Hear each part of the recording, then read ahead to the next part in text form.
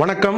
மிக முக்கியமான 3 துறைகளை பற்றி உங்ககிட்ட பேசணும். ஒன்று சுகாதாரத்துறை, இன்னொன்று காவல்துறை, இன்னொன்று தொழில்துறை. இந்த 3 துறையிலையும் நம்பர் 1 மாநிலமாக இருந்தது தமிழ்நாடு. ஆனால் இன்னைக்கு அப்படி இருக்கா? இன்னைக்கு சுகாதாரத்துறை எடுத்துக்கிட்டீங்க அப்படின்னா, தமிழ்நாட்டில் திராவிட மாடல் அரசாங்கத்துக்கு சேர்ந்த ஒரு எம்எல்ஏ சொல்றாரு, இன்னைக்கு கிட்னியை விற்று நான் ரோல்ஸ் ராய்ஸ் வாங்கியிருக்கேன் அப்படின்னு சொல்லி. முதலமைச்சருடைய சொந்த தொகுதியில் அரசாங்க மருத்துவமனையில் போய் ஒரு விளையாட்டு வீரர், ஃபுட்பால் பிளேயர், ஒரு கேர்ள் வந்து ஜாயின் பண்ணுறாங்க. அவங்களுக்கு தவறான ஒரு சிகிச்சை பண்ணதுனால அவங்க காலை வெட்டி எடுக்க வேண்டிய சூழ்நிலை.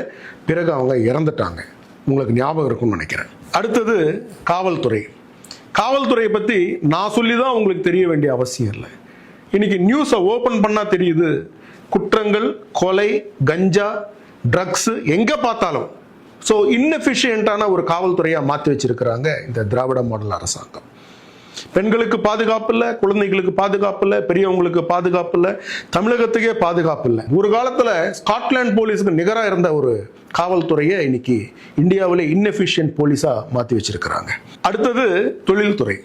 இந்த தொழில்துறையில் என்ன இன்வெஸ்ட்மெண்ட் வந்திருக்கு இது வரைக்கும் சொல்ல முடியல டிஆர்பி ராஜாவால். எத்தனையோ வாட்டி சொல்லியாச்சு, ஒயிட் பேப்பர் கொடுங்க, என்ன இன்வெஸ்ட்மெண்ட் வந்திருக்கு, என்ன கம்பெனிஸ் கொண்டு வந்திருக்கிறாங்க தெரியல.